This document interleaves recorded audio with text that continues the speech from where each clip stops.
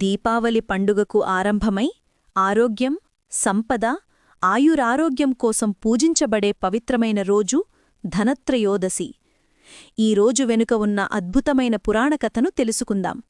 పురాణాల ప్రకారం దేవతలు మరియు అసురులు ఒకప్పుడు అమృతం కోసం క్షీరసాగరాన్ని మథించారు.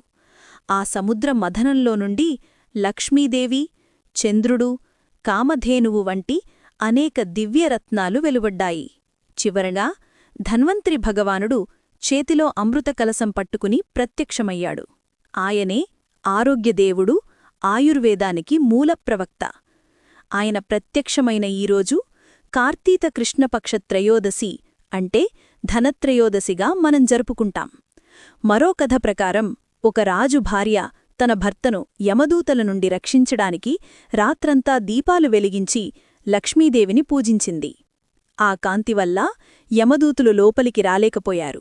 ఆ రోజునుంచే యమదీపదానం అనే సంప్రదాయం ఆరంభమైంది. ఈరోజు ధన్వంతరి దేవునికి దీపాలు వెలిగించి భక్తితో ప్రార్థిస్తే ఆరోగ్యం, సంపద, శాంతి మన జీవితంలో నిత్యం నిలుస్తాయి.